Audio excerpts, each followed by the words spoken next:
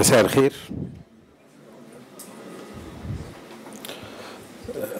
I welcome you to our very interesting evening tonight. We are going to have, I hope, a very interesting discussion about the management of the water resources of the Nile River. We will start our discussion with a small introductory speech of His Excellency, the Ambassador of Germany, Dr. Louis. And I would like to take also this opportunity to introduce to you Dr. Ahmed Abou Seoud, the Director of WEAA. He represents the Ministry of Environment. He's also going to give us some insights from the Ministry's point of view regarding the resources and the water resource management of Egypt. Furthermore, we are going to have also an interesting introductory speech by Dr. Khalid Khairuddin from the Ministry of Water Resources and Irrigation. After that, we are going to have a panel discussion with 4 panelists, which I will be introducing you to them when we are on the panel. Thank you very much. I hope all of you will have a nice evening and a lot of Q&As at the end of our speeches. Thank you.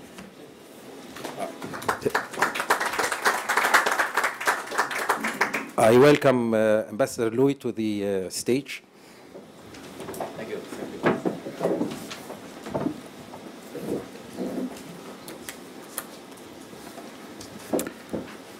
Dr. Ahmed Abou Seoud, Dr. Khalid Khairuddin, Dr. Roman Luckscheiter, ladies and gentlemen, and dear climate talkers. The state commits to protecting the Nile River, maintaining Egypt's historic rights thereto, rationalizing and maximizing its benefits, not wasting its water or polluting it.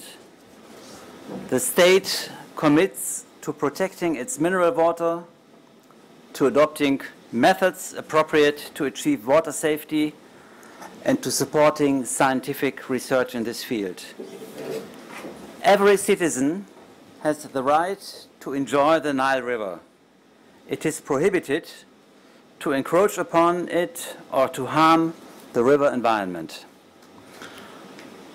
To most of you, these words may sound familiar. Actually, I'm quoting Article 44 of the Egyptian Constitution, which explicitly refers to the Egyptian state's commitment to protect the River Nile and thus underlines the extraordinary significance of this topic in Egypt's first and most fundamental state document. The Nile is the birthplace of one of the world's first civilizations. Many thousand years ago, the River Nile allowed a sedentary agricultural society to develop and to blossom. Agriculture formed the essential basis of the ancient Egyptian empires. The indispensable role of regular Nile floods for all aspects of life in ancient Egypt become obvious to the visitor of temples and pyramids all over the country.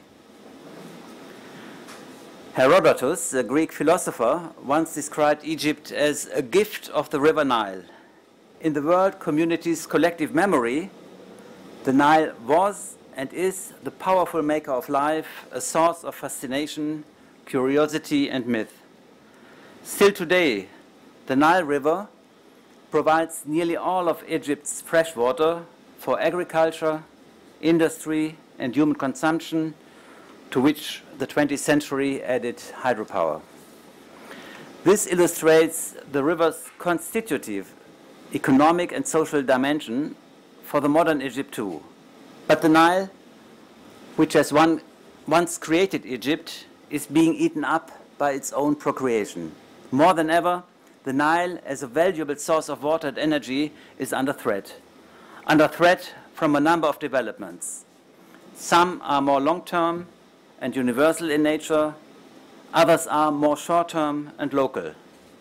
The most important ones are pollution, urbanization, desertification, population growth and climate change. Ladies and gentlemen, it is of utmost importance to develop sustainable and innovative solutions for preserving and managing the River Nile as a central system of regional life. Innovative irrigation schemes, the preservation of its eco-function, the containment of pollution, and a smart water demand management are pressing issues to be tackled.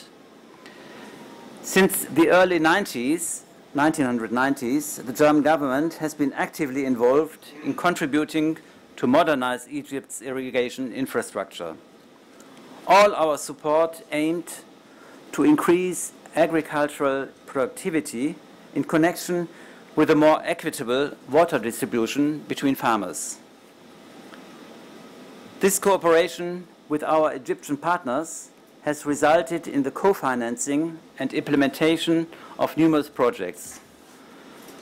The building of grand barrages, the modernization of irrigation and drainage infrastructure, the improvement of canals and networks, as well as the rehabilitation and replacement of pumping stations. In the city of Seoud in Upper Egypt, our two countries are jointly financing the construction of a new barrage that will regulate the Nile's flow into one of the country's biggest irrigation canals. In addition, the barrage will be equipped with a hydropower plant to generate electricity and will thus contribute to the production of clean energy. Currently, the portfolio of irrigation projects in the framework of the Egyptian-German Development Cooperation, which also includes training and consulting projects, amounts to 491 million euros. Ladies and gentlemen, let me close by welcoming you all to the 35th panel discussion of the Cairo Climate Talks, taking place under the heading Egypt's Lifeline, Managing Water Consumption and Nile Conservation. I wish all of us an interesting, maybe even liquid discussion, which I hope will be up to the Nile's ageless power and fertility. Thank you very much.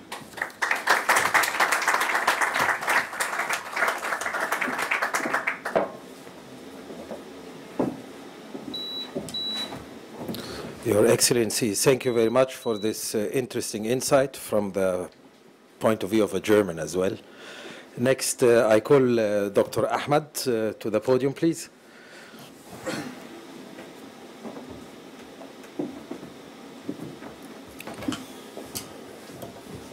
Good night, and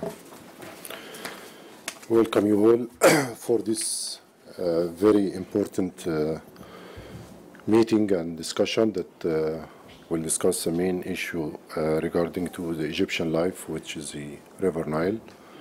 And I would like to give you the regards of His Excellency the Minister Khalid Fahmy, because he has a late appointment with the Prime Minister in the cabinet, and that's why he apologized for not being able to come. And he asked me to address his speech for you. As you all know, the River Nile is the main source of water in the Arab Republic of Egypt, where the Nile supplies about 96% of water, fresh water, to Egypt water needs. The use of groundwater and desalination of seawater and rainwater only amount to about 4% of the Egypt's share of water from the Nile, according to the Convention of the Nile River, which estimated about 55.5 billion cubic meter of water coming from the River Nile, and Egypt use more than 67 billion cubic meter of water per year. How we balance this? We balance this through the better management and recycling of the water, and I think the overall efficiency of the water system, according to the international norms, is high because of the recycling of the water, and this is thanks to the Ministry of Water Resources and Irrigation for their effort to make the plans and the projects that supply or to meet the demands of the Egyptians for different uses.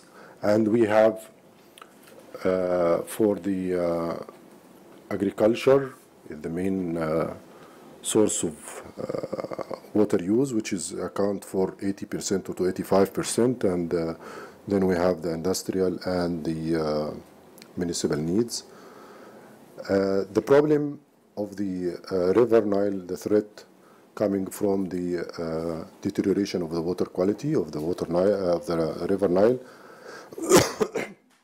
due to the increase of the discharges of polluted water from different sources, either directly or indirectly to the Nile. And the Ministry of Water Resources and Irrigation, with the Ministry of Environment and the Ministry of Health, is having a national program to improve the quality of water, of the River Nile water, and reduce the pollution load going to the River Nile from these sources. And I will give you the what we are doing in the Ministry of Water of the Ministry of Environment related to that. Actually, we have a national program to stop the industrial pollution coming to the River Nile directly at the first priority, and then indirectly from the other sources, from the drains that goes back to the River Nile. So we make a survey, and we counted about 102 facilities, and we have already finished the compliance action plans with 71 facilities at this until November 2014, and then we had about 22 facilities that has a problem with their compliance action plans. And then with the we got support from His Excellency the President when he nominated His Excellency Dr. Khalid Fahmy as a minister to make this as a priority for the ministry. So we had several meetings with the companies that is release this water to the River Nile, and we succeeded to have compliance action plans with all of them except four sugarcane factories and two paper mills factories in Upper Egypt. And this has happened in last August, when I was presented the ministry achievement to His Excellency the former Prime Minister, and we were discussing the River Nile, and we told him, with the minister, we told him that we have problems with these establishments. It's six, and it's public companies, and he asked me directly to go to the make a case in the court and make a violation for them for polluting the River Nile. And he said River Nile is a red line, and we have to take all the actions to stop this, even if it's a public companies. And we did this actually, and because the company, the heads of these companies have given us a compliance action plans seriously, and they are doing it now, and it's expected to be finished in the end of this year. We were visiting them last week, compliance committee, and we found that they finished about 80 to 90% of the compliance action plan, which is great because this has been done. These factories were there for more than 25 years, and we were not able to do anything with them. But thank God that when we take the hard actions, they comply, and now we have a compliance action plans for all the factories in the River Nile that released direct water releases to the River Nile. But we have another sources, which is indirect pollution to the River Nile, which is coming from the establishments that drain their water into one of the drains, and then the drains goes back to the River Nile. And we are now surveying these facilities, and we make a compliance action plan with them also. This is for the industrial pollution. For the sewage, which is another huge source of pollution to the River Nile, which is the sewage coming from untreated water goes to the drains and then to the River Nile. Especially we have two hotspots, actually one main hotspot, which is the el-Hatow drain. It's near here near Qanatir Khairiyya, where it's dump its water to the River Nile near the Delta Barrage. And it receives the outfall of one of the biggest, actually, wastewater treatment plant in maybe in the Middle East, which is the Abou wastewater treatment plant. It's about 1.2 million cubic meter of water per day. And it was primary treatment, and now they upgraded this to a secondary treatment. And we hope this will solve part of the problem. But the el-Hatow drain also receives direct sewage from villages around from several governorates coming from Giza and part of, I think, part of Bani Suef. So the Ministry of Housing, also through the National Committee for Nile Protection, they made a national program for giving or providing these villages a sewage water treatment facilities. And we make a survey, and we found out that in el-Hatow drain and in Bahr al-Bar drain, that drains also, this a huge drain goes to the Manzala Lake. We have 714 villages that needs to have the facilities for sewage treatment, and we calculated the estimated budget needed for that, which is 8 billion Egyptian pound, and we already the Ministry of Housing made an agreement with the World Bank, where we got a loan for that, and we will start this program, and it will take 2 years to finish this, so we can solve the problem of el-Hatow drain. And the problem of el-Hatow drain actually arises every year in the winter closure in the November, December in Rashid branch, where we face the problems of when the Ministry of Water Resources and Irrigation, during the low season of water demands, they lower the water coming from the High Aswan Dam, and this make the ammonia in concentration increases in the Rashid drain near the end of the drain near Kafr al-Sheikh, Motobas, and in this area, and Bahira. And we expected some of the deaths of the fish in these areas during this period, and the Ministry of Water Resources and Irrigation has to, every year, to release more fresh water to dilute the pollution until to reduce the ammonia level. This problem will be solved as soon when we will finish this plan for providing these villages with the proper wastewater treatment for their facilities. And we have the third source of water pollution going to the River Nile, which is the agriculture waste or agriculture drainage that goes to the Nile. And with the Ministry of Agriculture and the Ministry of Water Resources, we succeeded to reduce the amount of chemical fertilizers and pesticides that has been used, and we have a good control of that.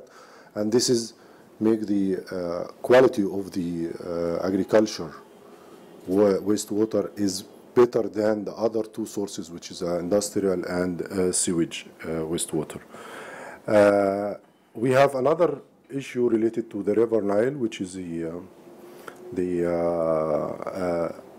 garbage that goes actually to on the banks of the main canals, and this is also another source of pollution, especially in the villages.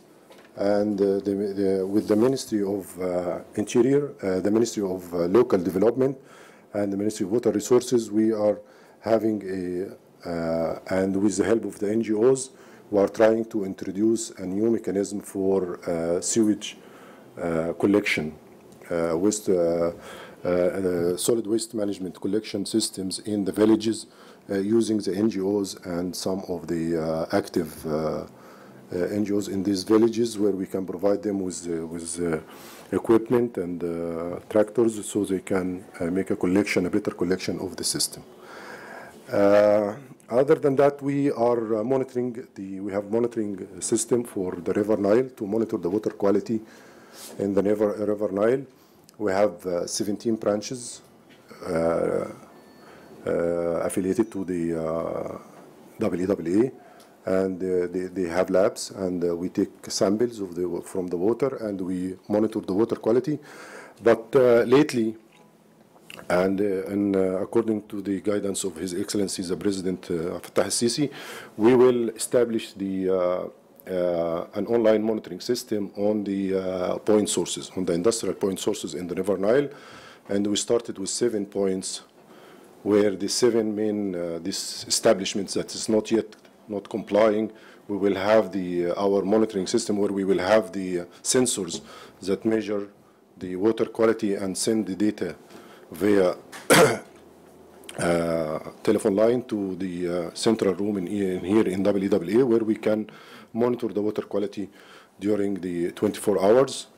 And we already have one station of this type established in Mariut Lake, and it's working now for more than 4-6 months under test, and it has been proved to be very good and very reliable. So we are now establishing another 7, and I think in our plan this year to have 10 stations more. So we will increase gradually on the online monitoring system that will give us more control and better control of the water quality. But still, as I said, the problem is not yet solved. We have a lot of issues to deal with the water quality in the River Nile. We work very closely with the Ministry of Water Resources and with the Ministry of Health and the Ministry of Agriculture, Ministry of Housing. But we have a plan. We are monitoring the water quality. We take actions for the violations, and we will continue until we solve the problem of the water quality and to make the River Nile back to fresh water for the whole Egyptian. Thank you.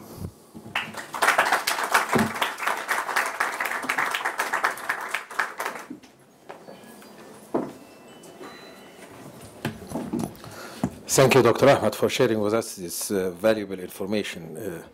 I believe it's always important to understand that the highest levels of decision-making in Egypt are getting involved since it has been, let's say, a silent problem for quite some time. Next, I asked Dr. Khalid to come and share with us his views.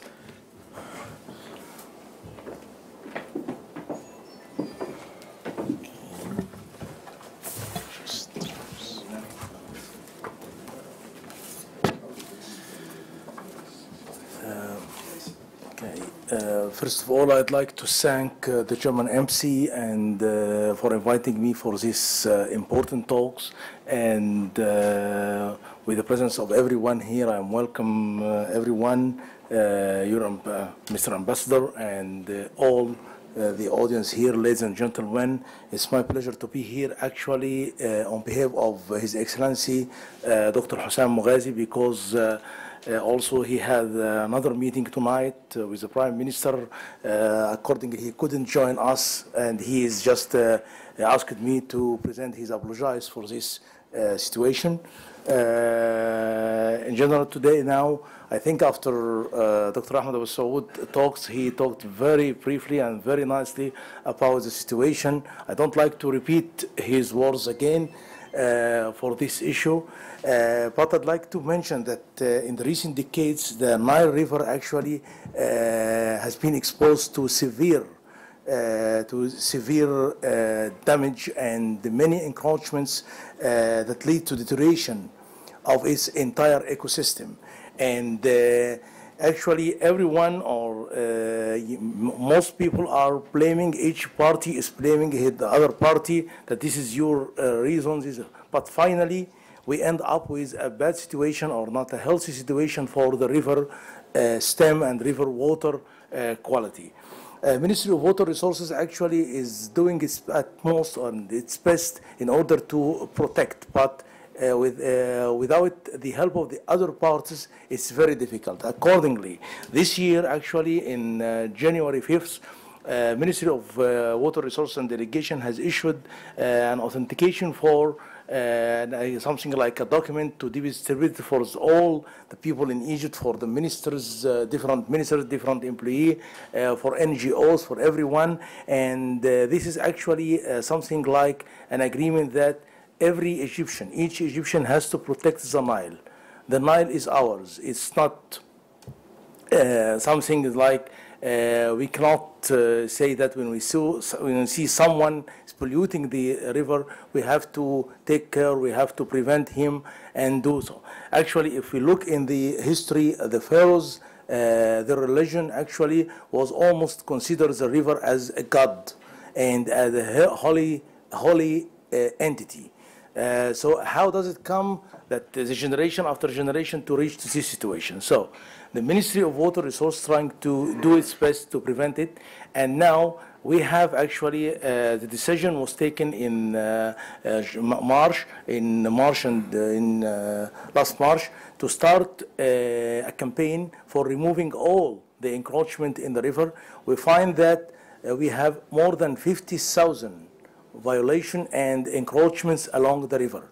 So you can imagine how difficult is the situation. People are building constructions inside the area and inside areas prevented. It's the river, it's considered the river floodplain and the river itself. People are destroying lots. So Ministry of Water Resources has removed up till now from January 5th last year up till now we reached to about 7,000 encroachment has been removed, which is representing 25% of this encroachment. But what happened also is that there is additional things happen. So additional encroachment happen also in other areas. So these situations that people, the public awareness has to share with people or to let people understand that this is a major problem and you have as an Egyptian to prevent this pollution.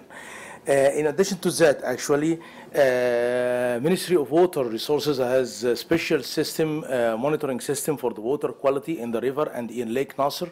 Each year, for example, in Lake Nasser, there is 2 missions, starting one in the winter, one in the summer, moving from Aswan along the Lake Nasser till Lake Nasser and Nubia in Sudan for 500 lengths the length of the lake, taking water quality sample at different depths, monitoring every year this water quality.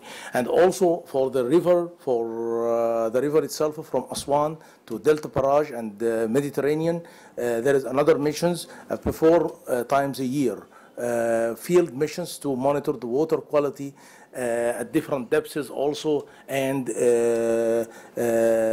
during the different seasons 4 times a year.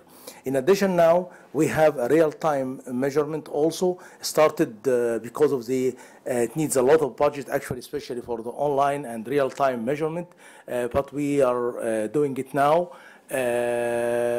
Actually, some multi-props that measure about 12 water quality parameter right online, and you can see, so that's on the screen in the lab. Directly, so we can see it, the result right away. This is actually very important in case of catastrophic events like sinking of tank or barges or ship contain some pollutants. This is very important for this. In addition to that, also Ministry of Water Resources controls the license for ships and barges in Lake Nasser. It's under very under constraints, significant constraint actually, now for protecting the area, especially for Lake Nasser. The other problem, which is also Dr. Abou Seoud mentioned, that is that the drains. The drains actually is a significant problem in Egypt. It's not only to pollute the river. The problem is that people are using it in irrigation without any treatment. And this has happened actually because of the complexation of the last 50 years.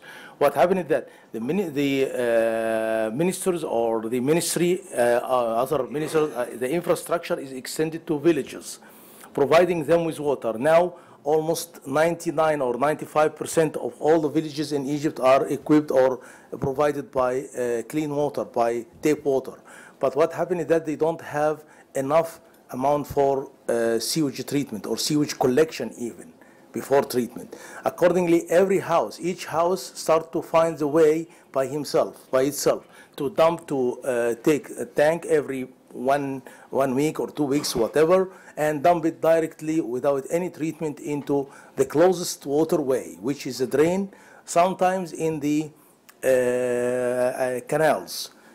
And this creates a major problem in Delta, especially where the heavy population, because if we talk about villages in other countries, we will find the villages something like 3,000 capita, something like that. No, here in Egypt we have villages with 100,000 capita. So it's a city, it's not a village, it's just the name is a village. And this is actually consider or cause a significant problem to the system itself. And we can imagine how much water the person per person, for example, it provide per person 100 liters per day of wastewater, almost between 70 liters per day to 100 liters per day. So we can imagine when we have a village like 50,000 capita, what the amount of the flow or the discharge pollution coming to the river. In addition, which is more and most critical, also the factories that are doing their work without any treatment, doing their wastewater, dump it into the closest waterway, either the canal or even the river. In some places now it's under more control, but in drains there is no control, and the factories are dumping its water without any treatment. This water contains heavy metals, contains toxic material, contains dyes, contains many things. And this is actually the problem, is that everything go to the system and people are irrigating from it. So it's not only the river that we have to protect the entire system. Also, I would like to talk about much more important thing, that what happened for the sediment itself. Sediment is critical issue, and in order to water itself, as long as you prevent the pollution from the source, everything will be fine with the water. But what happened with the sediment? Sediment is critical. It takes, for example, in Canada, 50 years in order to clean the sediment in some rivers. And in Canada, for example, they prevent people from using it for fishery, for drinking water, and even for recreation. So this is what happens. Sediment also is another problem, and we have to consider. But everything like that, we consider it's costs a lot of money. It needs a huge amount of budgets in order to monitor, to conduct the monitoring network on a small scale or on a micro scale, where you can catch all the problems. You have to do all the treatment plan, and this has cost billions of dollars for the treatment plan. The people actually, especially people from factories, the owner of the factories has to consider it. I know very well that Ministry of Environment are controlling and trying to do its best, but also there is a lot of violation in this area. Accordingly, we are in a situation that everyone in Egypt, we need to gather together and believe that this is our health. And I think everyone is aware now about how many cases of strange diseases that was not exist before in Egypt, or existed in a very small level. Now it's expanded everywhere. It's increased everywhere, especially in Delta, for example, in some cities, in some locations in areas. So protecting the Nile is a very important issue for all the Egyptians, and we have to consider it. All the ministers. It's not only the responsibility of one party or one minister. No, it's the responsibility of all the people, of all the ministers, of all the successive even governorates. Or governorates, the governments, everyone has to consider it as it is his own private issue, so he has to control and prevent the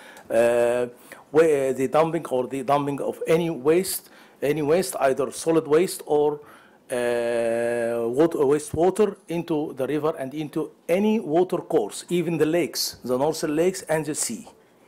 And so we need a lot of public awareness for this issue, and people actually must help us, and I am sure that people are helping us, because during the document that has been issued by the Ministry of Water Resources, people were very happy. In schools, for example, they went to the school and asked people to sign this paper. All of one was happy and agree that he is going to protect the river from pollution. But we hope that this is continuing, and people really don't pollute your river. This is a matter of sign or just a declaration that don't pollute your river. It's your river. It's not my river or other people's river. It's our river. So all of us, we have to protect it. And thank you.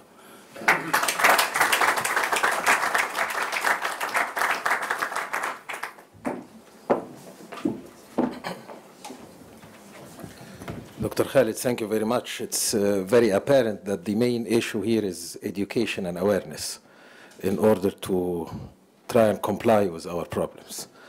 This actually concludes our first part of today's evening. The next part is going to be a panel discussion. It's going to be a set of Q&As. Some questions I'm going to ask to our friends, the panelists, who will be joining me up here. And around 7:45, 7:50, my colleagues will pass through to collect from you the questions of the audience. As a point of order, you have been given some files. Inside there is a yellow piece of paper. I would appreciate if you write down the questions on those papers and hand it over to my colleagues who will be passing through. We will choose some of them and direct them to the panelists joining me. I will be asking the panelists now one by one to come up and join me here on the stage. First, I would like to call Ms. Lama el-Hatow, I'm sorry. I have to get rid of my glasses.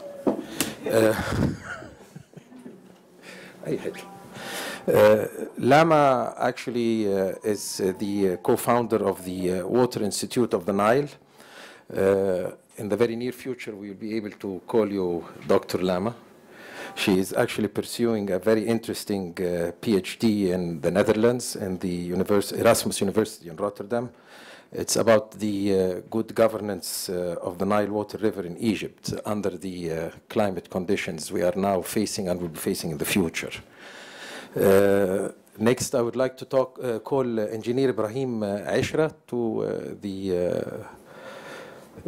podium, please. Engineer Ibrahim is an engineer by education.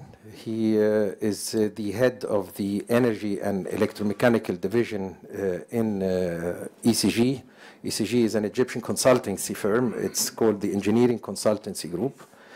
He has more than 38 years of experience in the particular field we are going to be discussing tonight. Dr. Lars Ribbe, please, if you could join us up here. Dr. Ribbe is a professor in a very interesting domain of the water discourse. He is a professor of hydroinformatics, which he has received in Jena University. Hydroinformatics actually is a branch of the information communication technology domain, and it addresses the serious and severe problems of the efficiency and the equitable use of water. He further holds a master's degree in engineering from the University of Köln. So I believe that Dr. Ribbe will be contributing a lot with his experience to today's discussion. Last but not least, I call upon you, Dr. Khalid, to come to the stage, please. Dr. Khalid himself is a very experienced personality in the issues of water and water issues. He is the head of the Water Research Institute. Climate Change Research Institute. My apologies, I was given the institute's name wrongly. Furthermore, Dr. Khalid is involved in the Ministry of Water Resources and Irrigation, and he has a substantial experience when it comes to the issues we are going to be discussing tonight.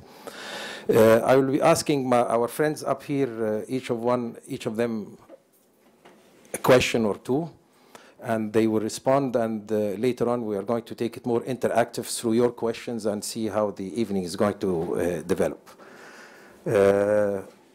Thank you very much.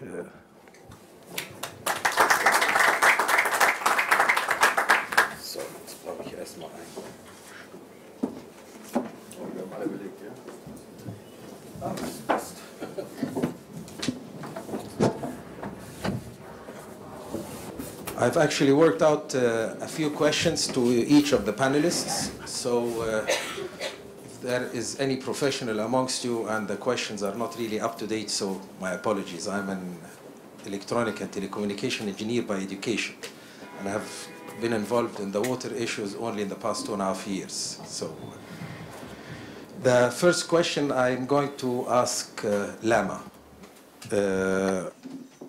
The land use change is a general term for the human modification of Earth's terrestrial surface. In your personal view, what are the impacts and feedbacks? Can you identify the main drivers of land use change, valuation of different ecosystem resources, implication on the water resource, and I believe this would be one of the more important elements of my question, and the socio-economics of the Nile people in general and the Egyptians in specific in view of this question?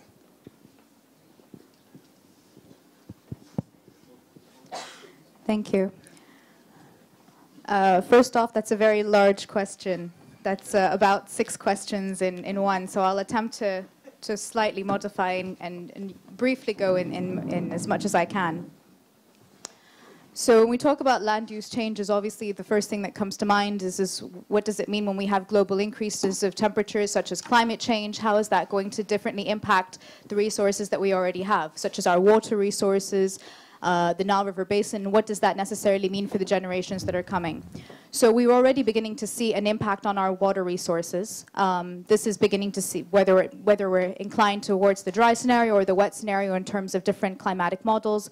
But this also has an implication on what we also refer to as in our food security, in our agricultural produce. We're already beginning to see a decrease in the yield that we're beginning to have in certain areas, in certain farms across Egypt.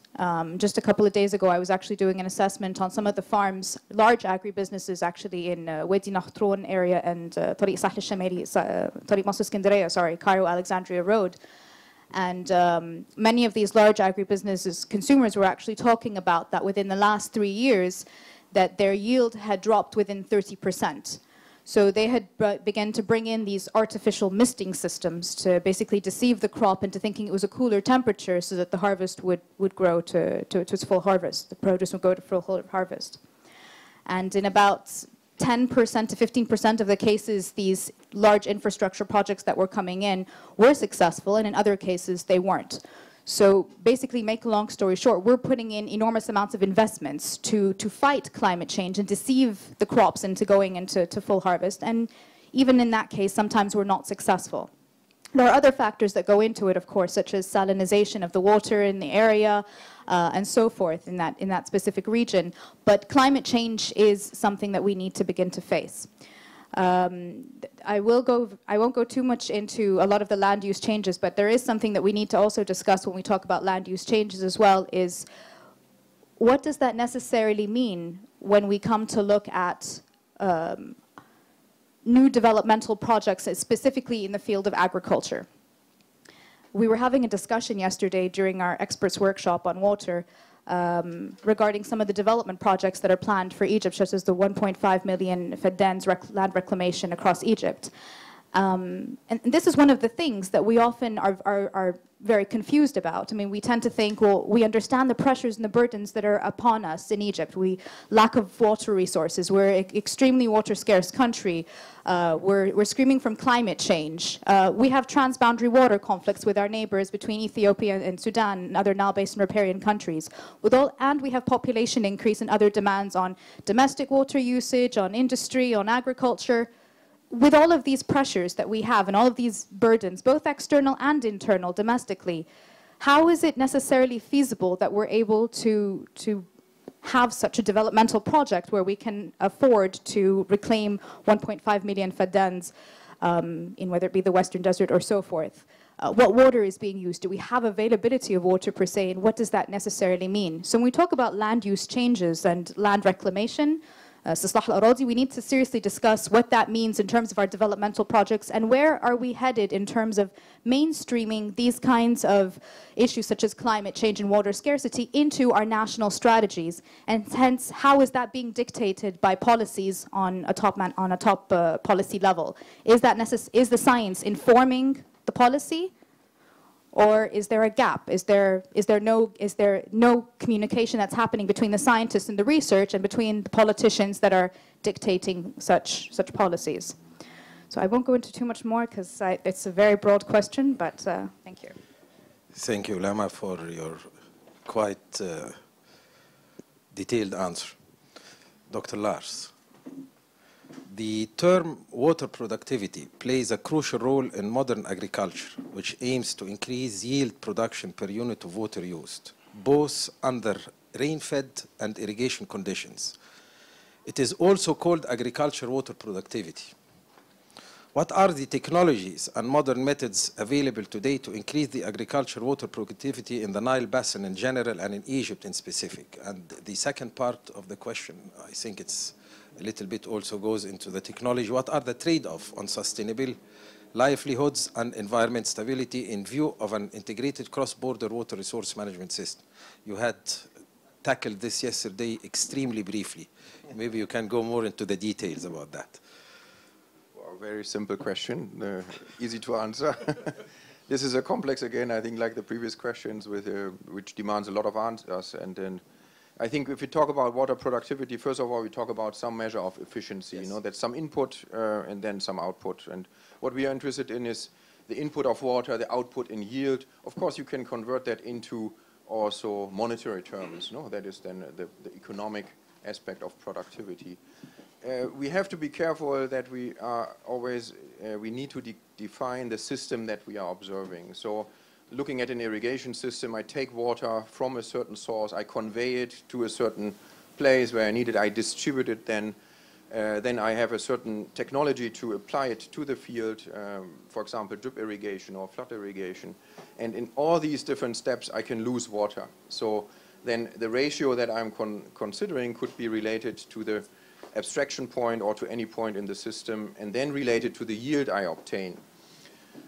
This is something just, let's say, I can just provide as a general remark. And to make it more complex, we can even look at the whole basin, the efficiency at the basin level. And I think we have learned already that in Egypt in particular, there is a high level of reuse. So if I have an inefficient use at the field level, I can still recover some of that water and yield a high basin efficiency, which especially in Egypt is very high. Now, we can, of course, compare efficiencies. If we go to the field level, we can say, for example, at just a rule of thumb, that in Egypt, if you look at wheat, for example, you can produce 1.5 kilograms of wheat with 1 cubic meter of water.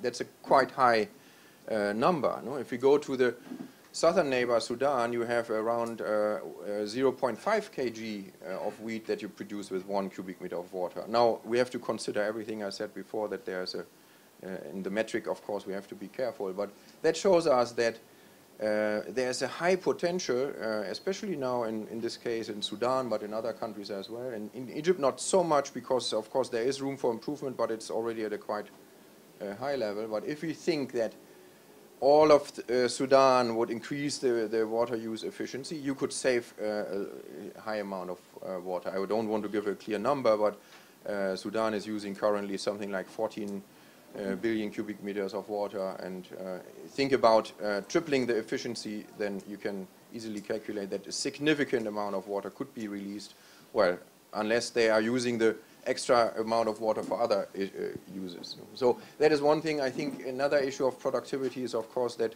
if we come to the monetary value, then we have to think how to use each cubic meter of water. And a question would be if wheat is really a nice, let's say, a smart thing to produce, if you can produce higher yielding crops and you can sell them on the market, for example, and even export them, and for the same revenue then buy wheat on the international market. Of course, that would be another strategy that you could follow. Of course, that is then we enter another discussion on issues of food security and so on, but that is, let's say, the idea of productivity, I think, can be a very nice guidance in how to also optimize our water resources system. You have worked in various countries as well and various areas. Could you envision a possibility of cross-border cooperation along the Nile Basin in the terms of what you have explained right now? Well, that is even a more difficult part of your question. Cooperation, let's say what I've mentioned, of course, I mentioned Sudan as one example, you know, not saying that. Of course, what I can imagine is that since the increased water productivity in, for example, Sudan is a direct benefit for Egypt. So I would see a clear point for, let's say, a cooperation in the sense of how to, perhaps together with international donors or institutions, to really foster cooperation towards a more efficient water use in Sudan as well. So it is a direct interest to Egypt and a direct benefit, of course, if that can be achieved. So cooperation has many more benefits, of course, potentially, and I think this is one example where, for me, it is obvious that a higher level of cooperation can be useful. And again, of course, then if you go to the other point of trading, so again, Sudan and other riparians can ask, what is the best use for our water? Perhaps not supplying the local population with sorghum or wheat in Sudan, but perhaps other crops, and then with trade compensate for the lower production of a certain crop, but having an overall higher water to yield ratio in the whole system. Thank you. The next question goes to Engineer Ibrahim. In view of the various developments going on in Egypt and your personal involvement in major water-centric developments, as well as the expected effects of the global climate change, what are the main infrastructural challenges we are facing now and will be facing in the future? By future, I mean the near future and maybe even the far future, because yesterday we had the discussion of the impact of climate change in Alexandria and the flash floods, etc. Do you believe that these challenges are manageable from a developmental and engineering point of view? What would you suggest and recommend regarding the needs and what needs to be done? Well, this is also not an easy question.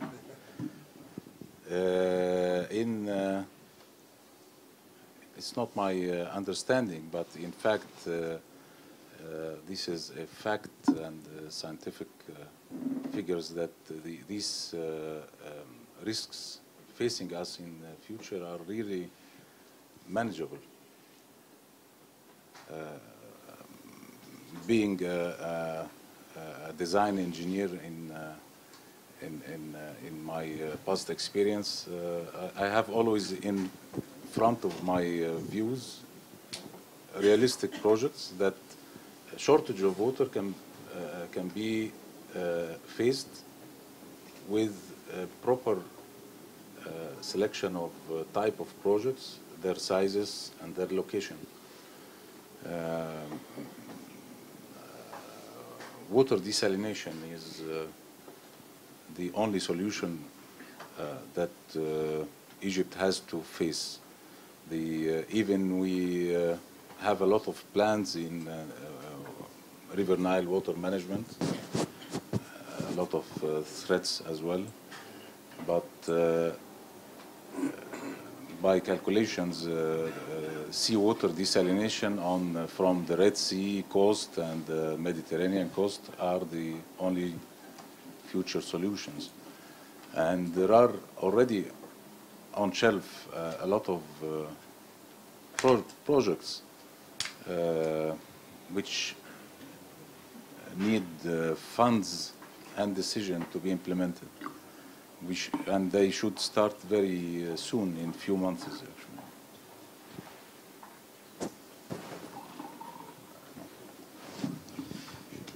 By desalination, you mean traditional desalination plants, or could we use nuclear desalination plants, solar power desalination plants? All types, actually. The gap actually is big. We are talking about a few Yes. billion cubic meters of water which are missing.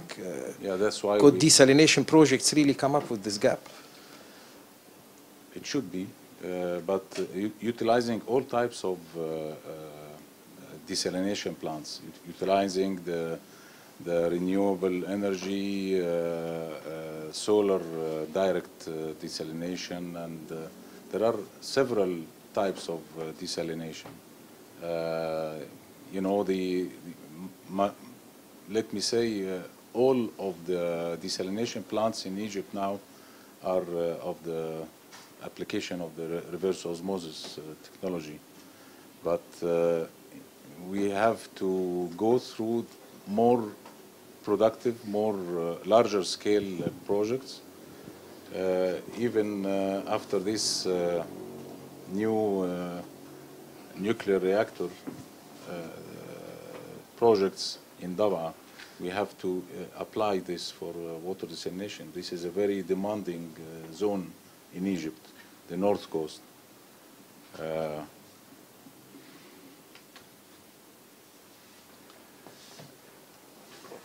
Also, one of the main solutions is recycling. Recycling of water will resolve a lot of problems. Recycling of sanitary wastes and industrial wastes, irrigation wastes. This is a considerable, huge amount of water that should be well utilized. But again, let me say that this needs a lot of investments, a lot of funds, which is, in my opinion, this is a first priority, because this is our future life. Thank you very much. Dr. Khalid, over the... for me, I guess it's easy, but you as a professional, maybe you can... Over the centuries, surface and groundwater have been a source of water supplies for agriculture, municipal and industrial consumers. In your opinion, what are the major challenges Egypt is facing in managing its water resources and in providing its people with the required amounts of fresh water? All right,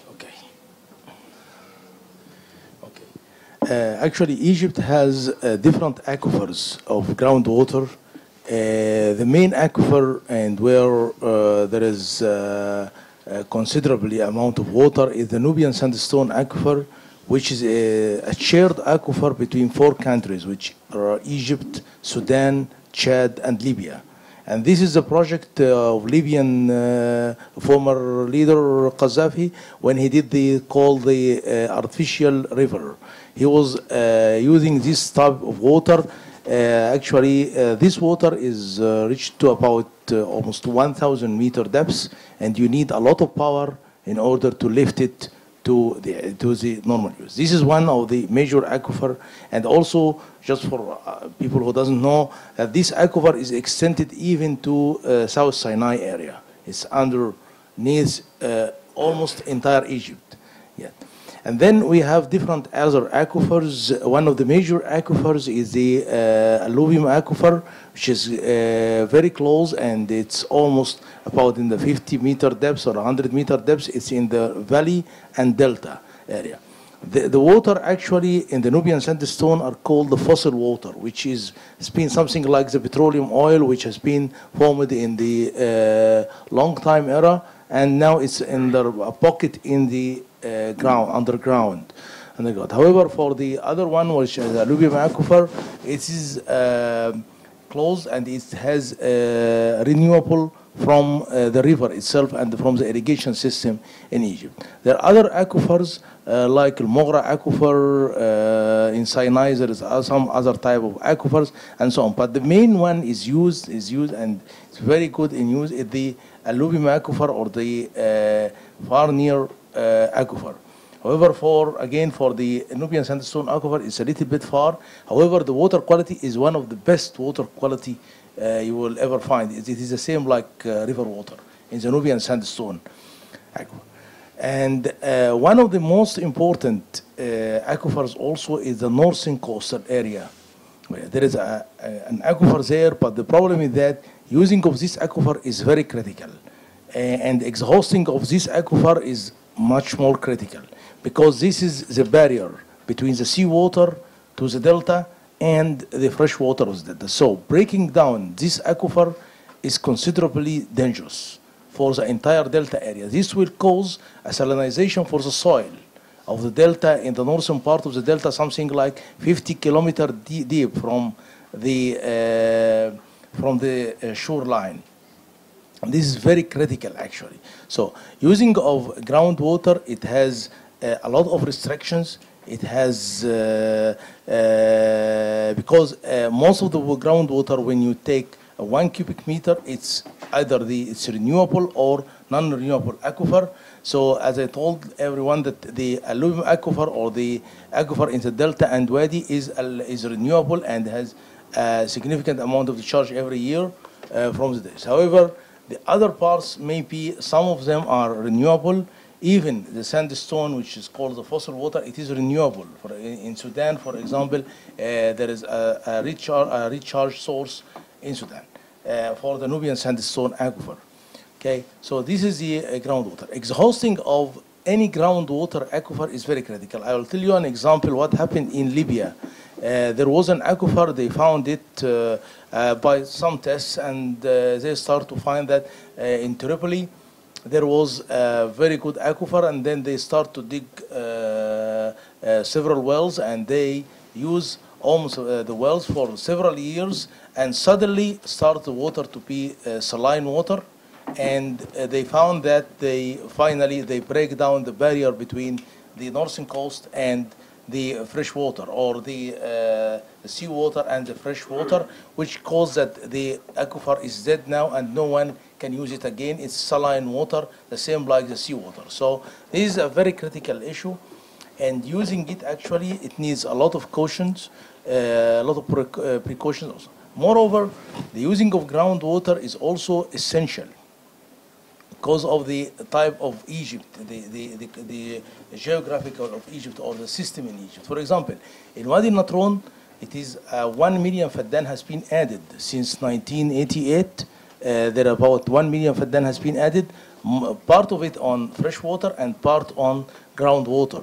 And there is no, or minor problems occurred in this area. For example, what happened in an area where they cultivate banana, they exhaust the system there, so they cause the problem. But whenever you are using the groundwater aquifer under license from the Ministry of Water, for example, so when you dig a well, you have to take the license from the Ministry of Water, because Ministry of Water Resources have a hydrogeological map for the entire country. And when you ask to dig a well in this area, they know if the aquifer is sustainable, if the aquifer is critical or not. So they give you the license under some constraints that you must not use the water, for example, 50 cubic meter per day only, something like some restrictions of this, using of this type of aquifers. The new systems, the new land should never ever use the furrow irrigation or the submerging irrigation like in delta areas. They should use the drip irrigation, because this is actually reduce something like the efficiency of the drip irrigation is about 85% up to 90% in some places, and while the other system on Egypt is about 65% to 70% for the furrow irrigation. So this is a major difference. So instead of cultivating, exhausting the system by cultivating the per faddan, for example, per day, per faddan, instead of using a 50 cubic meter, like in Delta, you can use only 20 or 25. In addition, we have to go to the first question, or the second question you asked to Dr. Lars, regarding the productivity. Now, there is a new technology all over the world, and we see, everyone can see it on the internet, which is the hydroponic cultivations, for example. This actually lets you use the 1 faddan or 1 acre or hectare. Instead of the production of 1 hectare, you can get in the same area 10 hectares or 10 faddans. It's a new system. Everyone has to use it, actually. Now, it's expensive in the asset when you built it the first time, but the productivity is completely incomparable with other systems. So my opinion that Egypt, we have to go to this system instead of cultivating, because they cultivate onto something like a shelf, like shelves. You have 10 shelves together, so the land is multiplied by 10 at least. And the water use is something like a special system, which almost we can say that there is no loss of water, there is no soil even to cultivate. They use a special system for the hydroponic, and the productivity is very, very high compared to other ones. So we have to go to this new technology now. We are not going to say that, okay, we are going to cultivate on groundwater, which is expensive, in digging the wells, drilling the wells, in lifting the water. You can imagine how energy you are using in order to lift a 1,000 meter depth of water, or 500. This is a continuous source of energy that you must use. Even the renewable energy, maybe it's critical, or till now it's not reliable, because it's used only for the first 8 hours during the day, 6 hours only, and you need a special system for energy storage, which is very expensive. So either to use it direct during the day time or the light time, which is extended only for 6 to 7 hours maximum in the summer. This is by tests in Egypt. So using the solar energy is critical also for irrigation. Can you irrigate your land, for example, in this 6 hours or not? But in order to have a storage system, it's very expensive, and it will raise the cost.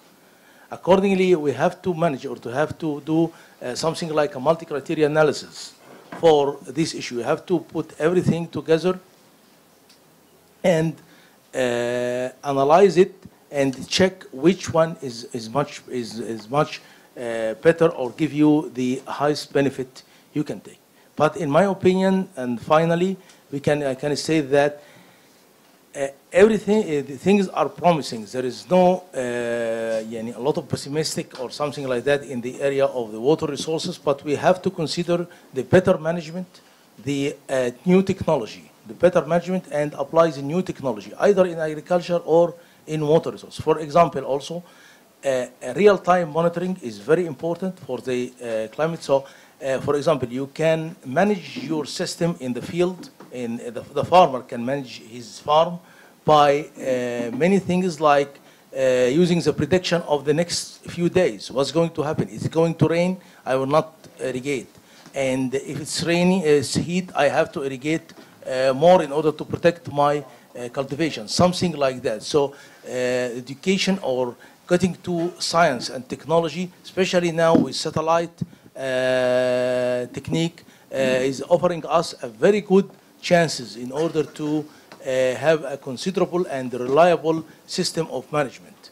And real-time monitoring now is is available. Actually, it's cheap. It's not expensive like 10 years ago. I remember 10 years ago, in order to purchase a wireless system or a remote control system, it was very expensive, and it needs a lot of professional. Now you can put everything and go to the internet and receive the data from the internet.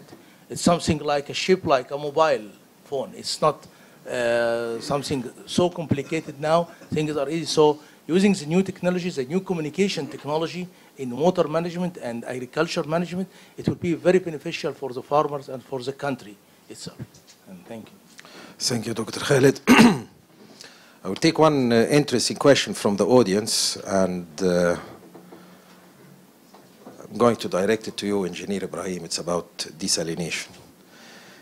Given the high power consumption involved in desalination plants and Egypt's current energy crisis, how effective can water desalination be for alleviating Egypt's water shortage? Yes, this is a very reasonable question, actually, and it's true. That's why there is a necessity to go to what is called the hybrid system, which is generating power, utilizing fuel, let's say renewable fuel or fossil fuel, natural gas or petroleum product, to generate power and desalinate seawater, either by direct utilization of power into the, again, the reverse osmosis system, or into a condensation process. This, of course, allows us to reach a very feasible rate of produced desalinated water and electric power in the meantime. So I think this is the future, and that's what is going to happen in the Red Sea zone in the very near future. Thank you, Engineer Ibrahim. Until I go through all those questions, I'm going to take one of mine and ask Ms. Lama el-Hatow. It's about the opportunities of growth. In your opinion, what opportunities for growth does the River Nile offer, in particular in terms of clean energy, improving and expanding both irrigated and rain-fed agriculture production?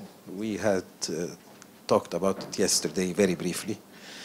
The preservation and use for the ecotourism. You had mentioned the word tourism yesterday as well. Maybe you can give us some details about that.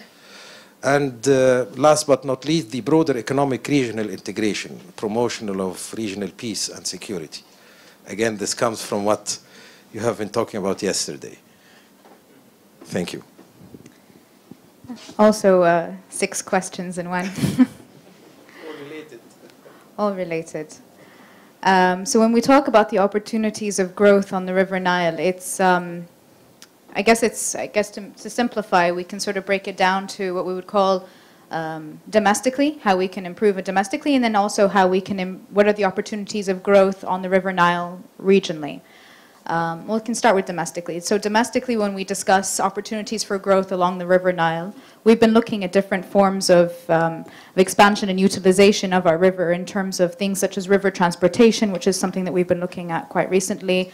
A lot of things in terms of fisheries, in terms of the expansion of different, like we were mentioning before, land use changes in Istislah al-Aradi, but what does that necessarily mean in terms of the availability of water resources?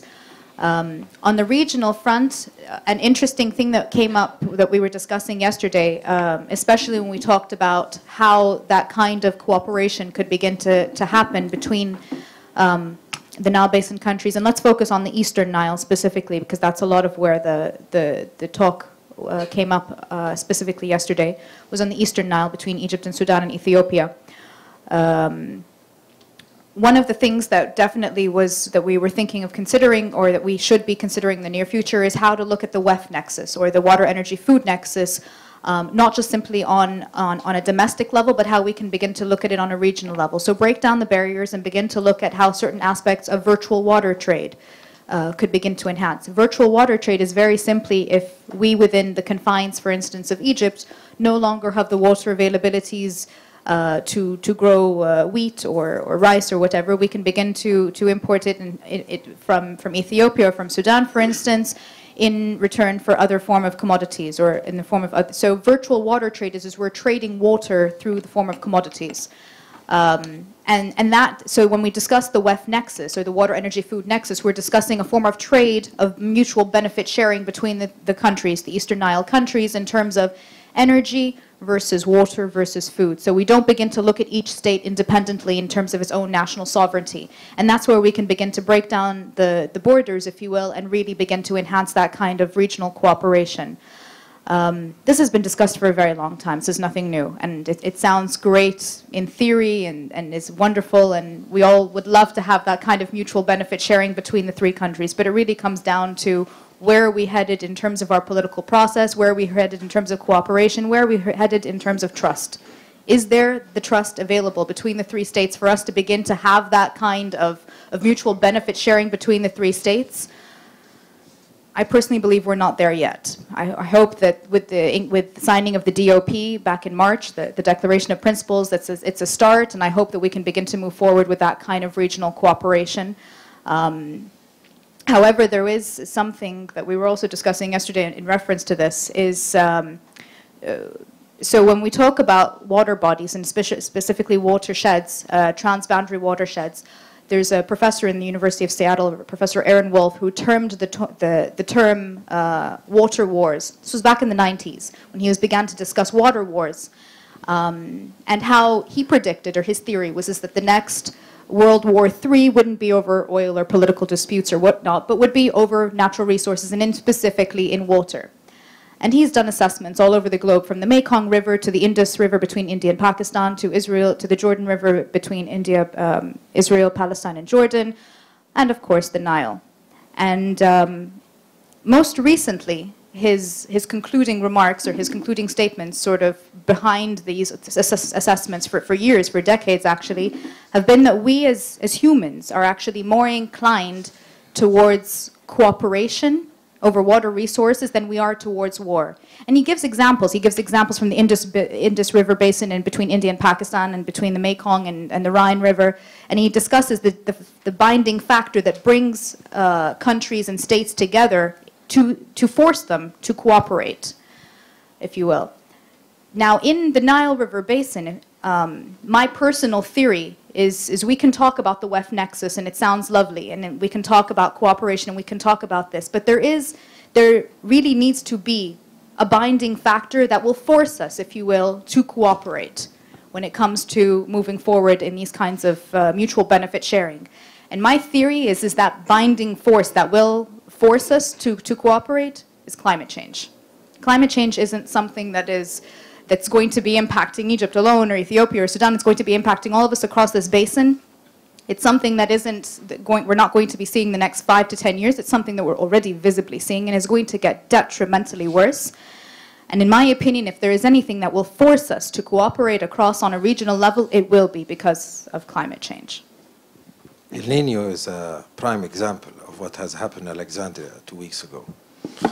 The next question from the audience goes to you, Dr. Khalid. The Ethiopian dam will affect the water share of Egypt. What are the expected impacts on the River Nile regarding the pollution, concentration of pollutants, and what is the possible action plan to solve these particular problems and issues?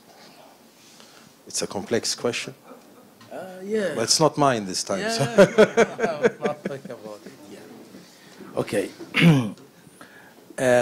For the problem of the Ethiopian dam, actually, everyone is thinking that this will close or prevent water to the country. And this is maybe true, maybe false, or something. But in general, it has some consequences on the Egyptian ecosystem or the water system. Let's talk first about the river itself. Maybe not all people knows, or maybe the professional only knows. The river actually, or water, how does water come to Egypt?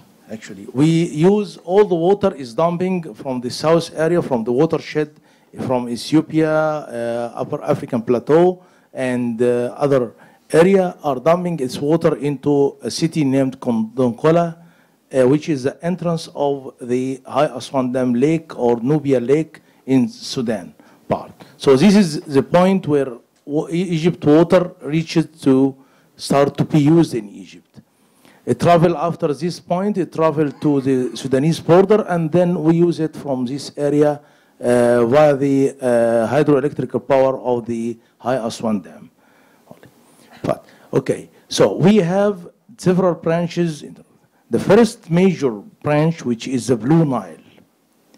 And this is one of the largest branch of the river, Nile River, and it's located very close to the Sudanese. Actually, it's a resource, it may resource go from Lake Tana in Ethiopia and travel up to the Sudanese border, where almost the Grand Dam is there. And then it travel until Khartoum area, intersect with Nile River, White Nile at Khartoum also. And then both of them are traveling together and then meet in a little bit far downstream with Atbara River, where another branch of the Nile Basin is coming. The amount of water came from the White Nile is around 15 to 20% of the Egyptian water. Or not the Egyptian, actually, the water that came to the lake at Dongola. And the Blue Nile is giving about 60%, 50 to 60% of Dongola water. Atbara also give about 10 to 15%. And there is another branch named El Subat in the far south also. This give another 10 or 15%. So this is 100% of the water that came to Egypt. So we are talking about one branch which is giving us about 50% of the water. Okay, any dam in the world cause downstream. Any dam in the world cause upstream impacts and downstream. Actually, in the engineering point of view, the upstream mean the area where, for example, in this dam is in Ethiopia, the downstream is in Sudan and Egypt. Okay, so first of all, it will create a large lake there. And this lake actually will have a certain, some consequences actually due to submergence of vegetations. It's almost in an area, in a rainy area, where they have a lot of trees, a lot of grass there. According to when you submerge it with water year after year, the roots of these plants are going to be rotten, and some chemical reaction will occur. According to the water quality in the upstream, in the lake itself, is going to be deteriorated. It will not be fresh as it is now. Now it just came from the mountainous area. It ran over the watershed, creating from small rivers. The small river integrate together to a little bit larger river, to the larger river, until you reach to the main stem of the Blue Nile River. So it's fresh water. The dissolved oxygen is very good in this area or in this water. So water is completely fresh, no pollution, just some salts came from the mountainous area, which is very normal, and this is water that we drink. It must have salts, and this is, okay. This is the first impact or the first problem. Then the control point itself is something like a valve. We're thinking about that it is a valve. Actually, mainly the water, the dam, as the Ethiopian side is talking about, it is a hydroelectrical dam. It is not used for irrigation. We used to have different definitions for dams. We have in engineering, in civil engineering, we have hydroelectrical power station only. We develop or construct the dam just in order to put a hydroelectrical power station in it, just for this. So water in this case should pass only to generate power. So you create just the head between the upstream, the head difference, which is generating the power through the turbine system inside the dam. So this is the first type. Second type of the dams is that it's a multi-purpose dam used for irrigation and for hydroelectrical power, which is the same like High Aswan Dam. It's for irrigation, used for irrigation, and used for. The third one is that irrigation only, which you use only for irrigation. There is another type of a small dam like diversion dam, detention dam, something like other type of dams. But this is mainly, so it's for hydroelectric only. So it is supposed that it will never use water for irrigation. So the lake will be used only to create the head, which is generating the power and the power generation. So he needs a certain head. This is the idea. He needs a certain head in order to develop or to create this head in order to run the turbine under certain power, under certain speed, in order to generate his required power. This is the idea. So he must start. The flood came actually every year, and every year he has to start, for example, if the dam is already built. So by the beginning of the water year, for example, after finishing the, after ending or the flood finished, the flood actually came between June to August, July, actually, July, August, September, and end by end of October almost.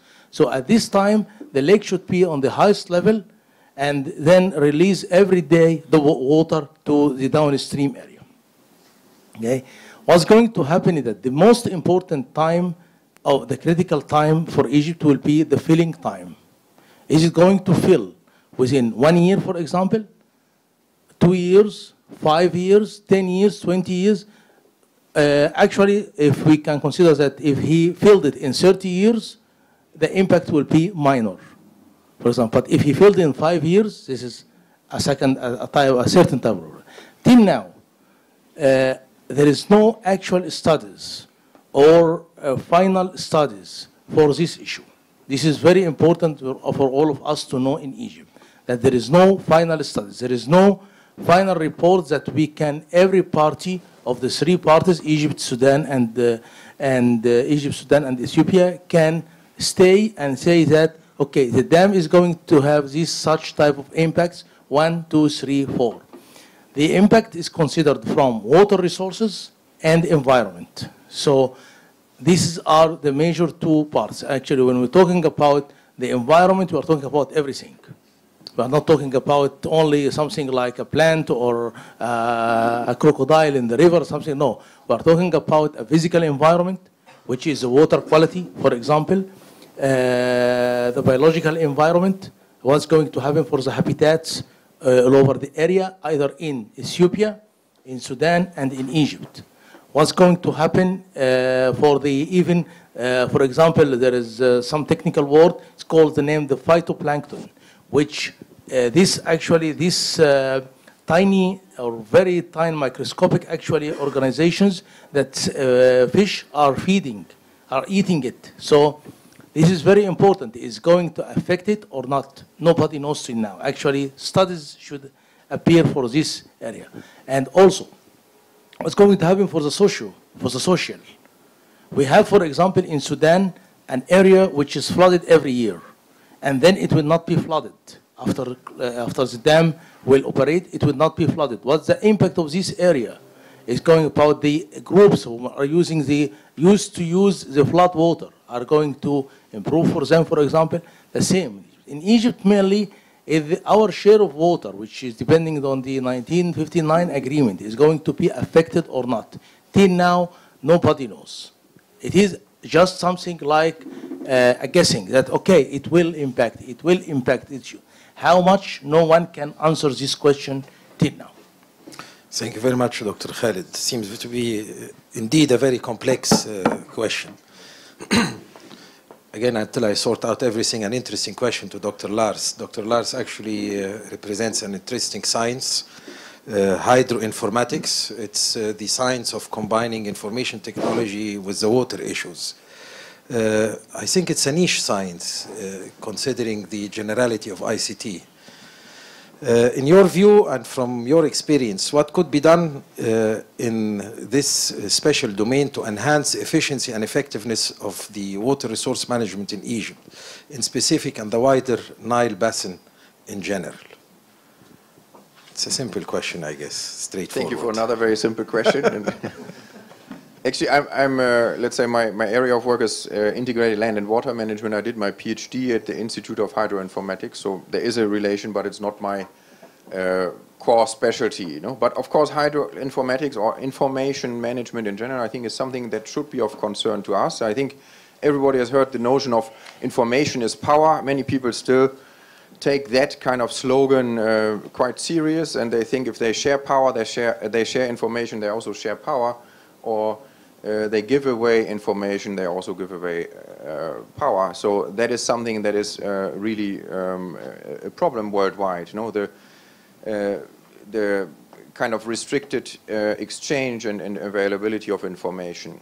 Actually, if you look into economic development, we realize that information as such is one of the key ingredients for economic development. So that is something that is even leading now to the term of creating data infrastructures, just like the built environment or like the transport infrastructure, like the electricity infrastructure. We think about information as the core infrastructure of a society, you know, that leads to economic benefits. This is also easy to understand if we think about the water sector. If, for example, the irrigation sector is deciding when and how much to irrigate, they have to have the information on upstream water availability, water quality, and other aspects. You know? Or if you think about construction in many cities worldwide, you still find the fact that water supply and sanitation are not really adjusted one to another, and there is a cross contamination from one to another because they have lack of information about, let's say, such a simple kind of piece of information. If you think about flooding in Germany, we have a huge problem, or had, let's say, I think it's getting better, but in a flood situation, you all of a sudden need information from everywhere. You know, who is going to be affected, what are the infrastructures that are under danger, who is doing what when, and what are the, let's say, the basic facts about the meteorology, hydrology, and so on. So that means, let's say, there are thousands of other examples where we see that the combination of information really makes the difference, and where we urgently need to work together from different sectors, different institutions, and share information. And it starts even with the measurement of information. If we see in certain, in Chile, I think, where I did my PhD, it was very striking. There were 3 institutions measuring water quality in the river for different purposes, no? And instead of just combining it, measuring it once, and then sharing the information. So that is still, I think, a serious problem worldwide, and not only in the water sector. You know? It is, let's say, a coordinated way of monitoring, of exchanging information, and of using that information. You know? So, and this is now if you look at the term information technology, it really provides us the best opportunities. I think, Dr. Khaled, you have mentioned remote sensing. So we have online, we have the facility to have online measurements and make it available within milliseconds around the globe, more or less. And the technology is there, and if we now adapt our systems following certain international standards that allow us to share information, we had this example in the Wupper Association, which was one of the first examples where the 2 institutions shared information. And just imagine you use a different GIS system with a different coordinate system. So how can you share that information if you do some construction work? No? So they came across very challenging issues as well, but they are all solvable if, and that is now the most important point, if the policy is there to facilitate information sharing. And that is, I think, the first step, of course. No? In Europe, we have the Aarhus Convention, for example, that is promoting the idea of sharing environmental information. And in the United States, they started quite early with the Freedom of Information Act after Watergate or some other incidences. So that, and as you see now in the countries where we work, one after the other is liberating the information. In Chile, you can now access online information on water quantity, water quality, just like that from a platform. For us researchers, of course, it's marvelous. But what we can do then is analyzing the data. I can now ask a master student to do a thesis and to provide a product that is really interesting for the water sector. When I did my PhD in Chile, I had to knock at 10 or 20 doors to ask for the information and to build good relations to them and to be really nice or even pay money. And And all that is now, let's say, it's not only for the research, but of course for the economic benefits I just mentioned. And the last point, but I think we can discuss it also later, of course, we can extend it to international cooperation, sharing information, of course, in a situation like the Nile Basin becomes a very political issue, that is obvious. But I think starting to discuss information and agree on information, and then also to agree on certain information that is shared, I think is a very important first step, a necessary step for sure. And I think that it's one aspect of the many issues that are related to transboundary cooperation. Thank you very much. I guess, Ms. Lama, this is a simple question. Again, it comes from the audience, by the way, but we also have discussed this briefly yesterday. It's about the crop and crop quality in Egypt. Despite Egypt has a high crop yield, the quality of the crop is questionable. In your view, how could Egypt or the government achieve high productivity with good quality? Well, this is one I think that Dr. Khaled actually touched upon a bit when he discussed a little bit when different irrigation methods and how we can enhance it in terms of different optimization of crop productivity with optimization of water levels in different kinds of crops. But also our technologies in irrigation need to be drastically enhanced. And Dr. Khaled was already mentioning not just the eradication of flood irrigation, enhancing it with other drip irrigation systems, but also hydroponics. And hydroponics has been shown to be one of the technologies, as he already mentioned, to increase yields drastically and also enhance the quality of the product and the crop quite significantly. But when we talk about this, I think it's also really important that we discuss our consumption patterns. I mean, the whole topic of today's theme is managing water's consumption. And when we discuss a lot of these sort of regional security issues and how to manage our water supply, we also need to be very wary of how we manage our water resources efficiently domestically, or inefficiently, if you will. And this goes, obviously the agricultural sector always tends to be the obvious target or the obvious culprit in terms of irrigation patterns. The farmers aren't irrigating with using proper technologies. You're using flood irrigation, they're wasting the water. But I would beg to differ that that's not always the case. And in fact, a lot of the cases, I mean, a lot of the arguments that are coming up is we need to begin to regulate our consumption better. And often the argument that's being used is we need to start imposing water pricing. Because of because of the fact that water is the cost of water is so cheap in Egypt. There's often this debate is coming up that there needs to be removal of subsidies, of water subsidies, and there needs to be different methods where we can begin to price the water accordingly for industry, for the industrial sector, or for large agribusinesses or whatnot. And again, this is a very controversial debate because once you begin to that kind of debate on water pricing, what does that necessarily mean for the smallholder farmer, for instance, who can't necessarily afford it? What does that mean as water is a public good? It's a very ethical debate. But the often answer, again, is when you have specific farmers, such as those in Fayoum, for instance, who are currently don't necessarily have the access to water availability even of itself, how can you ask those farmers to pay for a resource which they're not necessarily getting? And in often cases, Dr. Khaled also mentioned this during your opening speech, is because there is lack of water availability, what they end up using is they end up irrigating with the agricultural drainage without treating it. So you're actually using the same agricultural refuse in order to irrigate the crop once again. Is it necessarily fair for us to ask these farmers to price water on these kinds of farmers who are not necessarily even getting access to water to begin with to irrigate their lands? So the consumption debate, when we discuss it, is a very delicate one and one that needs to be dealt with on a national level in terms of our consumption patterns. But dealing with water pricing specifically is one that also needs to be dealt with very delicately. Thank you very much. I guess we still have time for one last question. And it is a statistical question, a few numbers the audience are asking about. How much does the Nile water consumption increase by year in Egypt? Quantitatively, how much does the water consumption increase by year in Egypt, or every year? Quantitatively as well as percentage. This year, in 2016, the audience also would like to understand how it was in 2014 and the projections for the increase in the coming years. The additional part of the question, how much exactly is consumed by agriculture?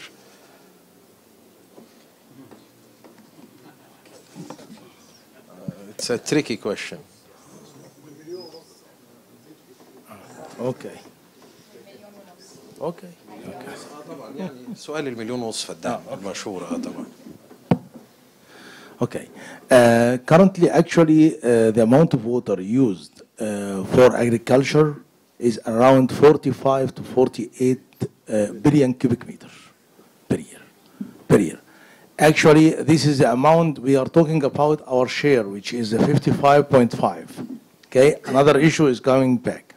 Now you have about 5 billion or 5 to 6 billion for domestic, which is for houses and all the people actually, because engineers actually in Egypt we designed that people needs as domestic about 200 liter, between 150 liter to 200 liter per day per capita.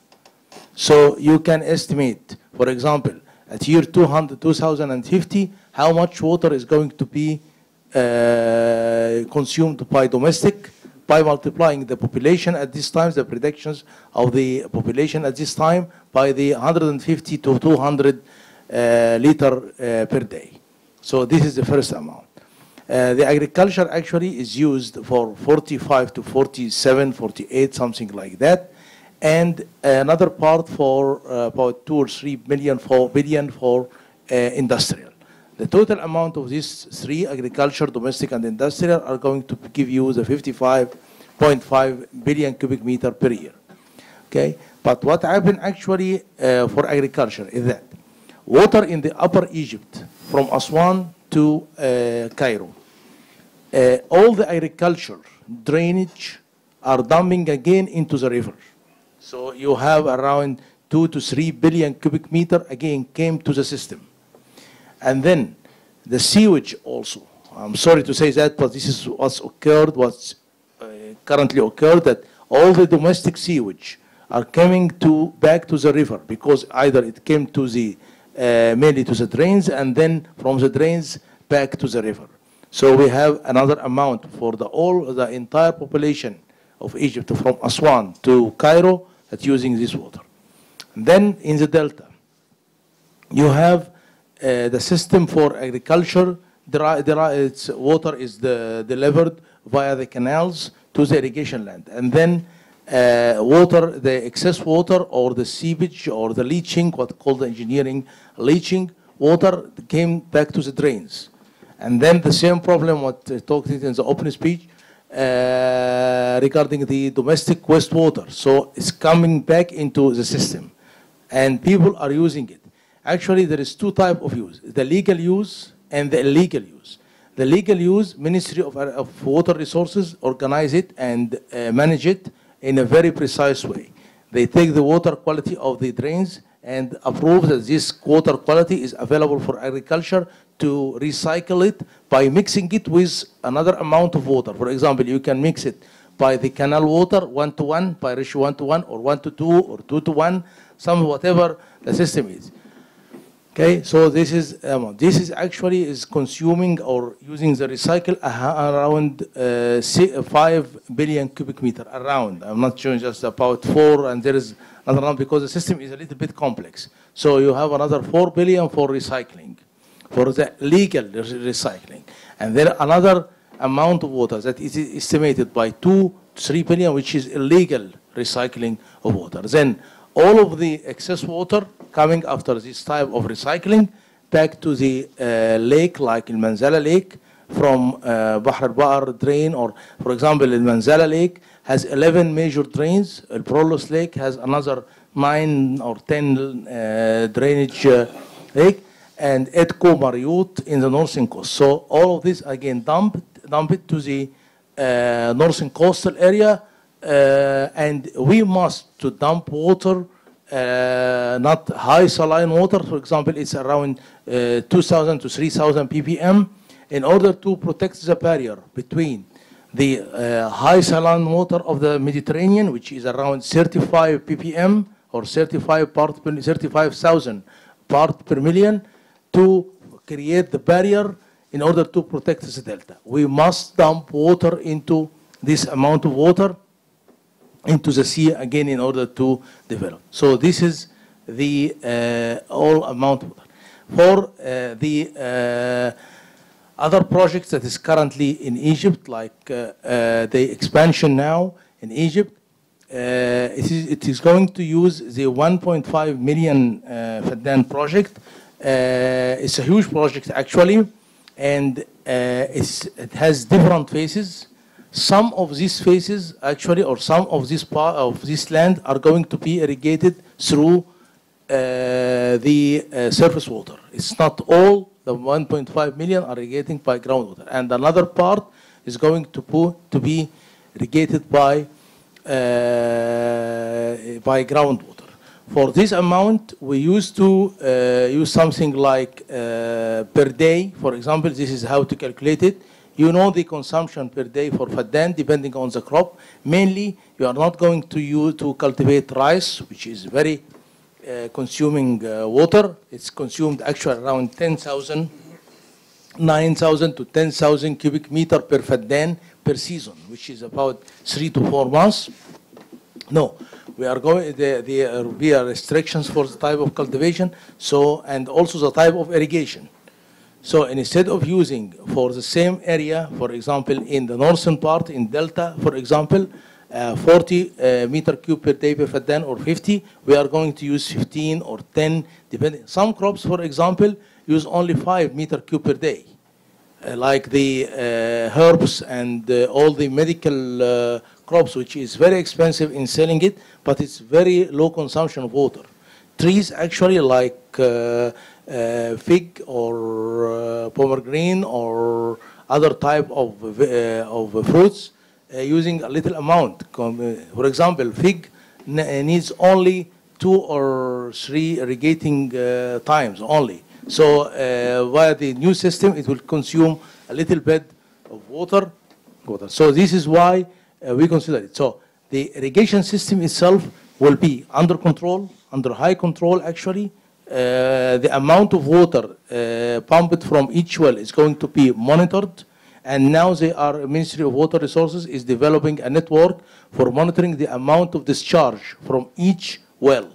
So it will not be something like chaos or random use of the water.